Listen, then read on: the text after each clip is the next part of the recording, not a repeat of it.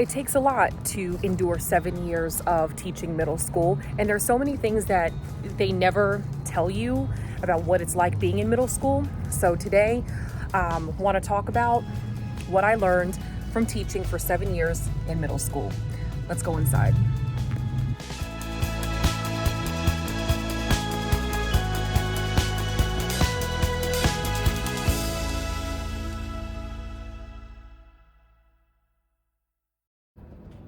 Hey teacher friends, welcome back. I am Nina Rodriguez and this is Misfit to Teach, where I talk about all things teaching and how to stay mentally, physically, and emotionally fit to teach. So if I don't already know you, if you're not yet part of our community, hit that purple subscribe button in the corner and any and all notifications so that you and I can come together every week.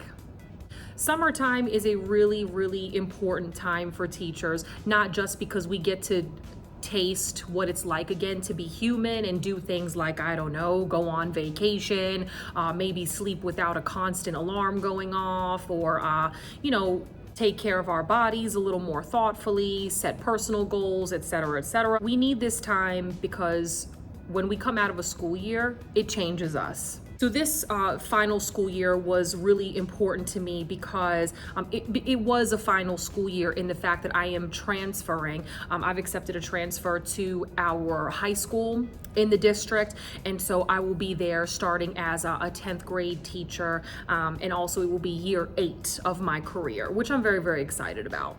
But middle school is a different animal, and even that, it's like the special unicorn of education. And I know every teacher might say that about the grade level that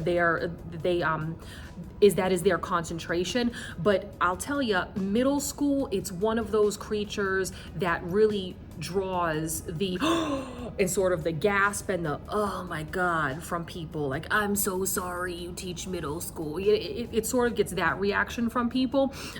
There are a lot of unique rules and ways of being when you're in middle school, and if you've ever taught middle school, I think you would agree.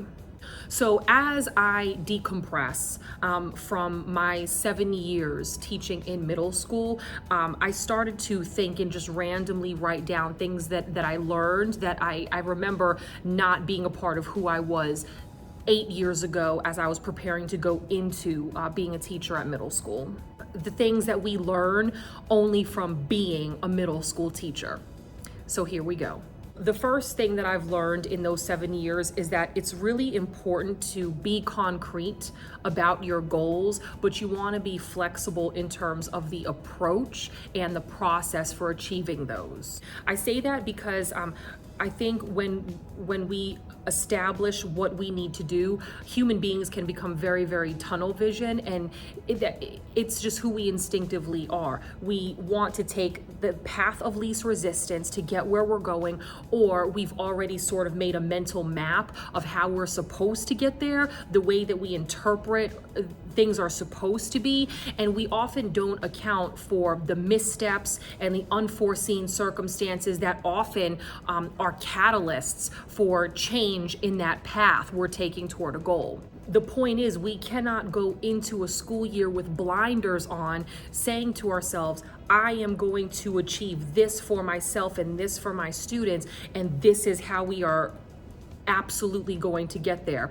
As teachers, we have to be really good about not speaking in absolutes, and when we are more flexible and adaptable to the changes and the fluidity of a school year, we're more fulfilled when we finally do reach our goals.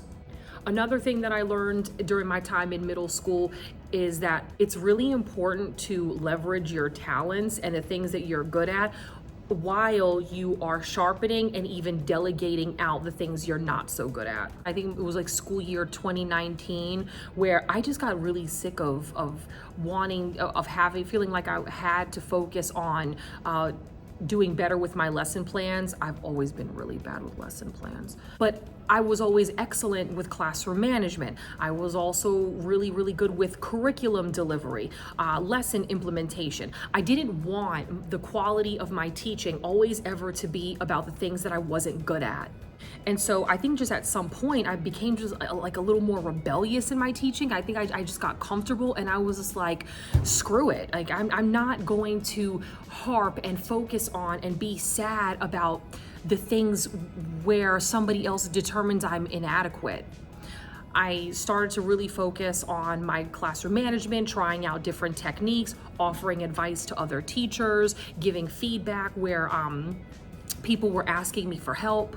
And I actually started reaching out to some of my other colleagues in the same department and paired up with them so that they might be able to work on lesson plans on my behalf and we all submit the same thing or something at least similar, while I more closely devoted my time and attention to being a really good teacher in front of my students, delivering a really, really high quality lesson with enthusiasm and excitement and engagement, and not worrying so much about the things that I wasn't that good at.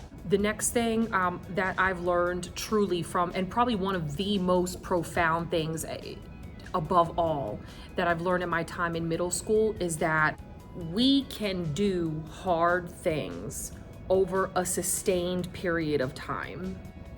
I think it's so important now more than ever in our culture of instant gratification, in our culture of do this now, we need this now, I want to get to this result now. We are losing the value of the journey. We are undermining truly how much growth, development, wisdom is gained as we go through the process of something hard over a long period of time. I don't know if it's maybe like a millennial mindset that was instilled in us from our parents, or factors more recently are feeding into this, but somewhere along the line, human beings have developed this special snowflake mentality where we're just naturally special and it doesn't matter how long we've been in the game.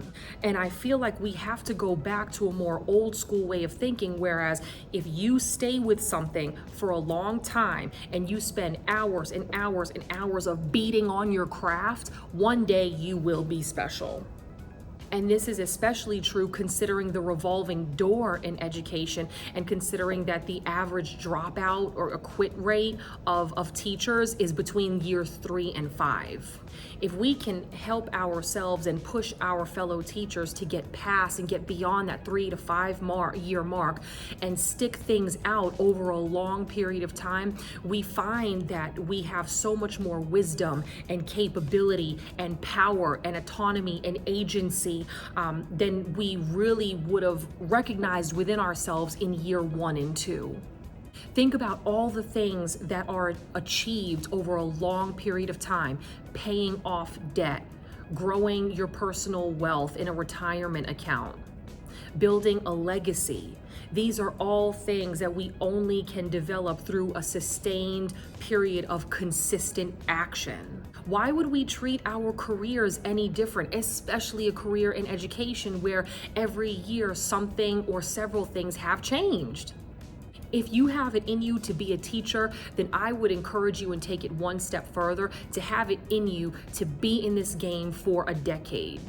If you can do that much, you will find that the person you were at the beginning of that is not even close to the person you are at the end, and that arguably you are an even richer, more integrated, more connected, more skillful, thoughtful, wiser person than you ever thought you could be. And the last thing that I found in my time in middle school is that you absolutely need the hard people.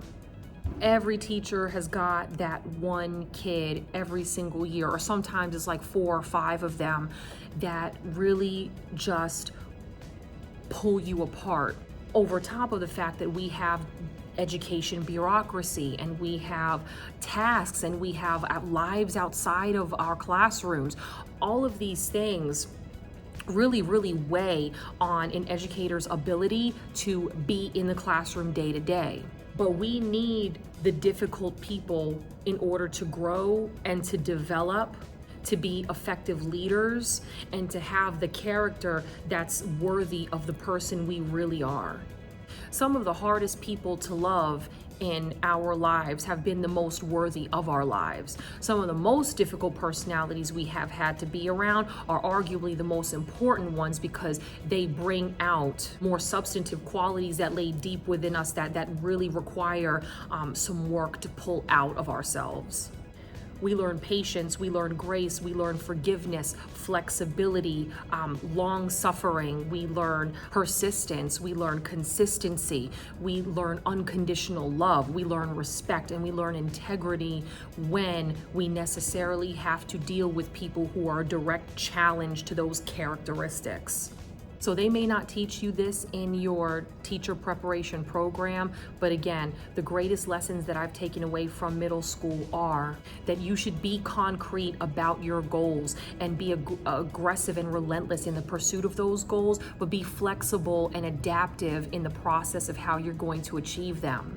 That you need to leverage the things that you're good at, market them, and be proud of them, and then minimize the amount of attention you're giving to your weaknesses and delegate those out if and whenever possible. You need to do hard things over a sustained period of time in order to accomplish anything worthwhile, and that you absolutely need difficult people to challenge you and to change you.